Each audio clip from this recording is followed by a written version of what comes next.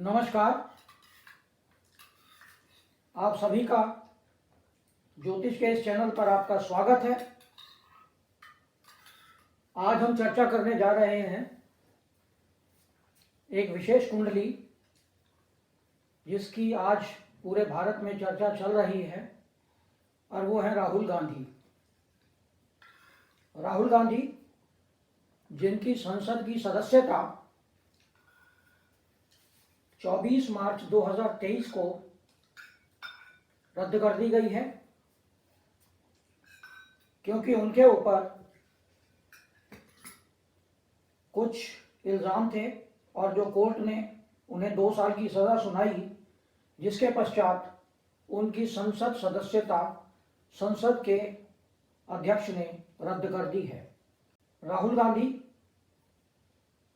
इनका भविष्य कैसा है, इनका पॉलिटिकल भविष्य, राजनीतिक भविष्य कैसा रहेगा, इस पर हम आज चर्चा करेंगे। आज हम चर्चा करेंगे कि क्या ये भारत के प्रधानमंत्री बन सकते हैं, क्या इनकी कुंडली में ऐसे कुछ योग हैं जिनसे प्रधानमंत्री बनते हैं ये। तो सबसे पहले हम बात करते हैं राहुल गांधी की कुंडली की, जो तुला लगन की कुंडली है और लगन का स्वामी शुक्र 10वें घर में बैठा है।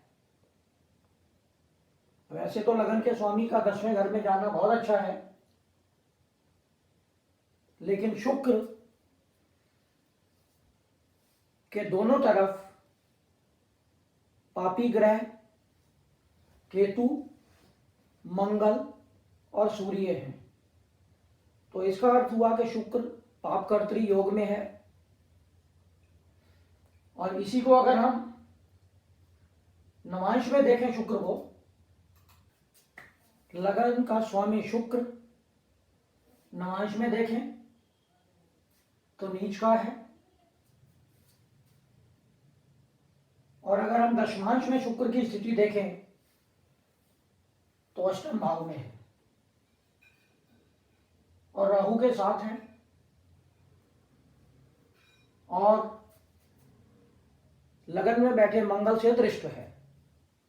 तो यह दर्शाता है कि लगन का स्वामी शुक्र बलवान नहीं है। अब हम बात करते हैं चंद्रमा की। चंद्रमा जो तीसरे घर में बैठा है और 10वें घर का स्वामी है। 10वें घर के स्वामी का तीसरे घर में जाना यानी अपने से छठे भाव में जाना अच्छा संकेत नहीं है। चंद्रमा को अगर देखें तो चंद्रमा के आगे और पीछे कोई भी ग्रह नहीं है। इसका अर्थ यह हुआ कि चंद्रमा को किसी प्रकार का कोई सपोर्ट नहीं है। राहु पंचम भाव में विराजमान है और राहु का जो डिस्पोजिटर है यानी जिसके घर में राहु बैठा है वह ग्रह नीच का है, क्योंकि राहु जहां भी बैठता है उसी घर के स्वामी के कारकत्वों को ग्रहण कर लेता है और उसी प्रकार के वो रिजल्ट देने लगता है। वैसे तो तुला लगन के लिए शनि एक योग कारक ग्रह है, क्योंकि यह चौथे और 5वें घर का स्वामी बनता है, लेकिन चौथे और 5वें घर के स्वामी का सप्तम भाव में जाकर नीच हो जाना दर्शाता है कि योग कारक ग्रह कमजोर है। अगर हम बुध की बात करें, बुध जो कि 12वें घर का और 9वें घर का स्वामी है, वह भी बहुत अच्छी स्थिति में नहीं है, क्योंकि बुध 8वें घर में है और बुध के भी दोनों तरफ पापी ग्रह, एक तरफ नीच का शनि और दूसरी तरफ सूर्य और मंगल, और यहां पर मंगल अस्त है। अब हम बात करते हैं बृहस्पति की। बृहस्पति तीसरे और छठे घर के स्वामी होकर लगन में वक्री हैं और तुला राशि में हैं। तुला राशि के बृहस्पति बहुत अच्छा रिजल्ट नहीं देते और कई बार कुछ विशेष प्रकार की समस्याएं उत्पन्न कर देते हैं, जिसकी चर्चा हम बाद में करेंगे। तो इसलिए अगर हम इस कुंडली को देखें तो चंद्रमा कमजोर है, बुध कमजोर है, शनि कमजोर है, मंगल अस्त है, और अगर हम यहां से देखें तो केतु की दृष्टि भी मंगल चंद्रमा पर पड़ रही है और चंद्रमा पर मंगल सूर्य की दृष्टि भी है। तो चंद्रमा भी पूरी तरह से पीड़ित है और चंद्रमा मन का कारक है, आदमी की मानसिक स्थिति को संभालता है। अगर चंद्रमा कमजोर है तो यह दर्शाता है कि आदमी की मानसिक स्थिति बहुत अच्छी नहीं है। बुध जो कि वाणी का कारक है और अष्टम भाव में बैठकर कमजोर बुध द्वितीय भाव को देखता है।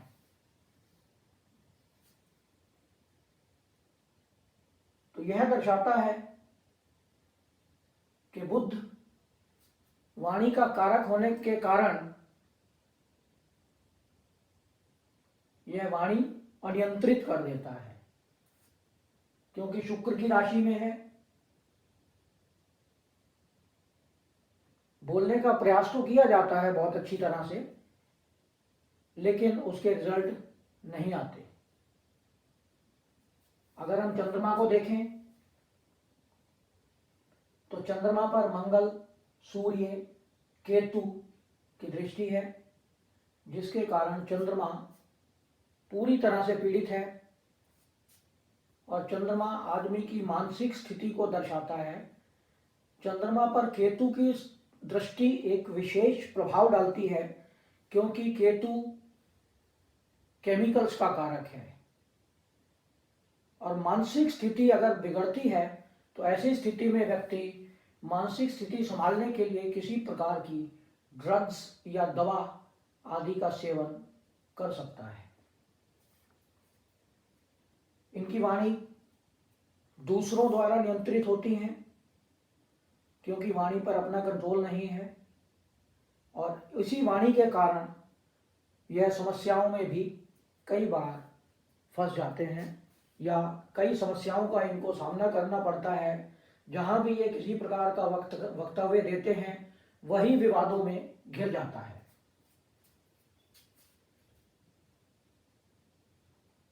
अगर हम D9 की बात करें तो D9 में राहु तृतीय भाव में है, तीसरे घर में।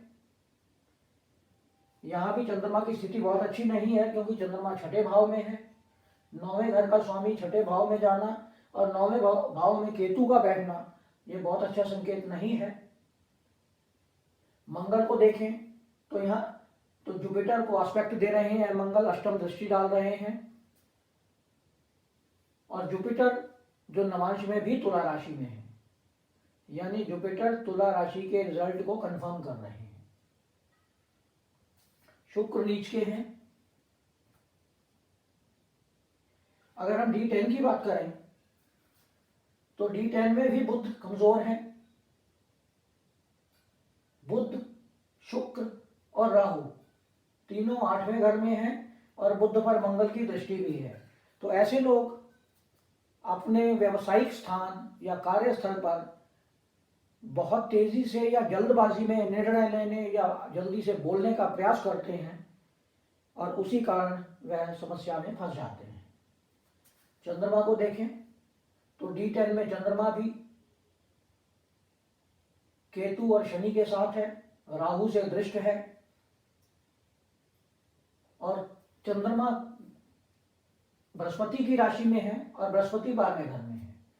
तो यह दर्शाता है कि चंद्रमा की स्थिति D10 में भी बहुत अच्छी नहीं है, यानी आपके कार्यस्थल पर या व्यावसायिक स्थान पर भी चंद्रमा या आपकी मानसिक स्थिति बहुत अच्छी नहीं है। तो इस कुंडली से यह निष्कर्ष निकलता है कि आपका वाणी पर अपना कंट्रोल नहीं है, दूसरों के सहारे आप चलते हैं, आप जो भी बोलते हैं दूसरों के शब्द होते हैं, आप उसे अपना बताने का प्रयास करते हैं और उसी में आप गलती कर जाते हैं। ऐसे व्यक्ति जिनका चंद्रमा पीड़ित होता है वह किसी न किसी प्रकार की मानसिक बीमारी से ग्रस्त होते हैं और उसके लिए वह कोई ना कोई दवा का सेवन करते हैं। और इसी वाणी के कारण ही यह हमेशा विवादों में घिरे रहते हैं। अगर हम इनकी दशा की बात करें तो इनकी मंगल की दशा शुरू हुई और जब मंगल बृहस्पति की दशा चल रही थी तो उसी दौरान इनकी पार्टी इलेक्शन हार गई और यह उस समय उस पार्टी के अध्यक्ष थे। फिर इसके बाद राहु की दशा शुरू हुई और अगर हम आज की डेट में देखें तो राहु में बृहस्पति चल रहा है, राहु 5वें घर में विराजमान है शनि की राशि में और शनि नीच है, यानी राहु भ्रम उत्पन्न करते हैं। लोग इन्हें भ्रमित करते हैं, जिन पर ये विश्वास करते हैं वही इन्हें भ्रमित करते हैं, जिसके कारण इन्हें कई प्रकार के विवादों का सामना करना पड़ता है। और मंगल की दशा में विवादों की शुरुआत हुई और यह विवाद अब चलते ही जा रहे हैं। अभी जब राहु में शनि 2024 में आएंगे, अप्रैल 2024 में, तो समस्याएं और बढ़ेंगी, क्योंकि राहु शनि की राशि में है और शनि नीच के हैं और अंतर्दशा शनि की होगी।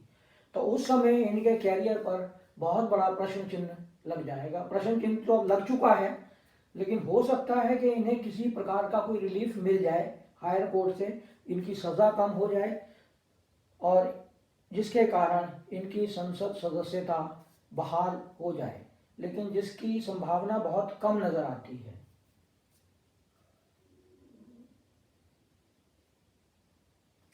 करियर देखें तो दशमेश वीक है और कई लोग यह पूछते हैं कि क्या यह प्रधानमंत्री बन सकते हैं। तो प्रधानमंत्री बनने या किसी भी प्रकार की सबसे ऊंचे पद को प्राप्त करने के लिए आपको पंचम भाव, नवम भाव, चौथा घर, 10वां घर, इन सब का बलवान होना आवश्यक है। और अगर हम इस कुंडली के आगे चलें तो 5वां घर अगर हम देखें तो कमजोर है, क्योंकि 5वें घर का स्वामी ही नीच राशि में है। अगर हम 9वें घर की बात करें तो 9वें घर का स्वामी 8वें घर में है, पापकर्त्री योग में है, कमजोर है और यह भी दर्शाता है कि 9वें भाव में 2 क्रूर ग्रह विराजमान हैं। तो यह इंडिकेट करता है कि 9वां घर भी बलवान नहीं है। अब हम बात करते हैं चौथे घर की। यहाँ से हम सबसे उच्च पद की बात करते हैं, सिंहासन की बात करते हैं चौथे घर से। तो चौथे घर अगर बलवान होता है तो प्रधानमंत्री पद की उम्मीदवारी सोची जा सकती है, लेकिन चौथे घर का स्वामी नीच राशि में विराजमान है, तो यहां से भी कोई अच्छा संकेत नहीं मिल रहा है। चौथे घर पर शुक्र की दृष्टि है, इस कारण इन्हें खूब ऐशो आराम, गाड़ियां, घर, बंगला तो सब मिलेगा, लेकिन शीर्ष पद पर इनका जाना असंभव है। चौथे घर का स्वामी भी कमजोर है, चंद्रमा, इसलिए इनके कर्म स्थान या कार्य स्थान में किसी भी प्रकार के प्रयास नजर नहीं आते। ये दूसरों के सहारे चलते हैं, इसलिए यह कुंडली इंडिकेट करती है कि इनका प्रधानमंत्री बनना असंभव है। अब हम बात करते हैं शुक्र, इसकी बृहस्पति की। बृहस्पति तुला राशि में है, तो तुला राशि के बृहस्पति कई प्रकार के नेगेटिव रिजल्ट देते हैं। अब वो क्या रिजल्ट देंगे इस पर मैं चर्चा नहीं करूंगा, क्योंकि एक एग्जांपल मैं आपको देता हूं। तुला राशि में बृहस्पति बिल क्लिंटन की कुंडली में भी है, और उनका चर्चित केस मोनिका लेविंस्की वाला, जब दशा और अंतरदशा आती है और गोचर आता है तो वह रिजल्ट फलीभूत होता है। इस कुंडली में क्या होगा बोलना ठीक नहीं है। समय का इंतजार करते हैं और देखते हैं भविष्य में क्या होता है। धन्यवाद। और आपने अगर हमारी चैनल को सब्सक्राइब नहीं किया है तो इसे सब्सक्राइब करें, लाइक करें, शेयर करें और बेल आइकन का बटन दबा दें, जिससे हमारे आने वाले सभी वीडियो आपको मिलते रहें। और इस वीडियो कैसी लगी इस पर कमेंट अवश्य दें। धन्यवाद।